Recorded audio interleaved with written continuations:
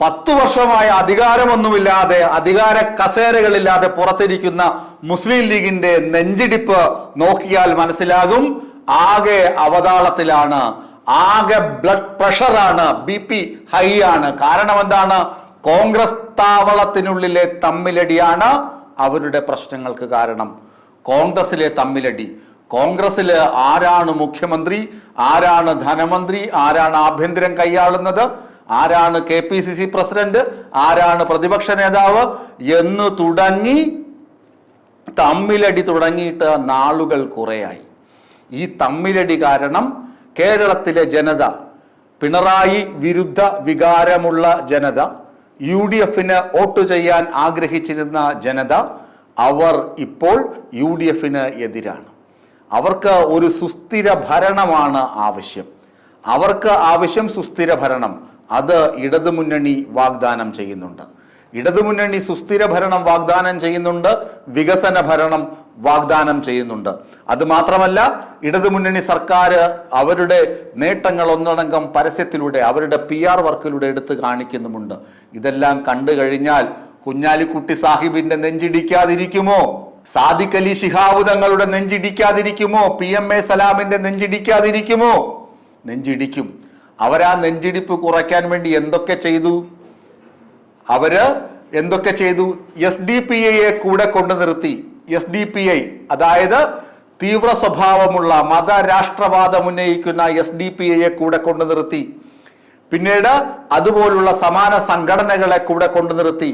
ഇതിനെയൊക്കെ CPM-ഉം അതിന്റെ മുഖ്യമന്ത്രിയും പിണറായി വിജയനും നഖശിഖാന്തം എതിർത്തു.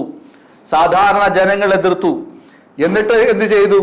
അവർ ഇതിനെയൊന്നും വകവയ്ക്കാതെ വോട്ട് രാഷ്ട്രീയം മാത്രം, അവർക്ക് അധികാരം മാത്രം വേണം, അതിനുവേണ്ടി അവർ എന്തൊക്കെ ചെയ്തു? അവർക്ക് 10 വർഷം അധികാര കസേര കിട്ടിയില്ല. ആ അധികാരം കിട്ടാൻ വേണ്ടി അവർ പലതും ചെയ്തു. ജമാഅത്തെ ഇസ്ലാമിയെ കൊണ്ടുവന്നു, SDPIയെ കൊണ്ടുവന്നു. ഇനി വേറെ ആരെങ്കിലുമൊക്കെ കൊണ്ടുവരാനുണ്ടോ? അവരെയൊക്കെ കൊണ്ടുവരാനും അവർ തയ്യാറാണ്. പക്ഷേ എന്ത് ചെയ്യാം? കോൺഗ്രസിലെ തമ്മിലടി അവരെ വല്ലാതെ വേദനിപ്പിക്കുന്നുണ്ട്. കോൺഗ്രസിലെ തമ്മിലടി അവരെ വേദനിപ്പിക്കുന്നു. അവരുടെ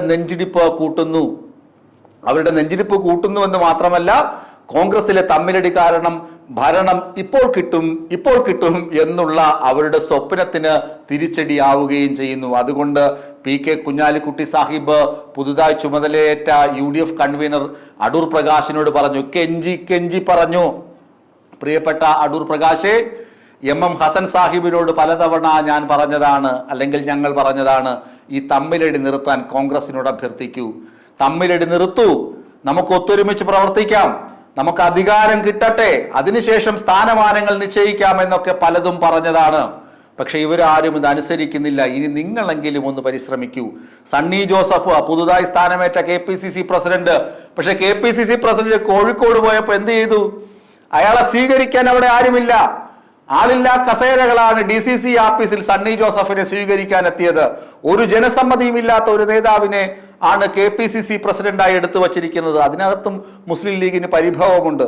K സുധാകരനെ മാറ്റിയതിനോടും മുസ്ലിം ലീഗിന് അത്ര യോജിപ്പൊന്നുമില്ല. എങ്കിലും സണ്ണി ജോസഫ് KPCC അധ്യക്ഷനാണല്ലോ.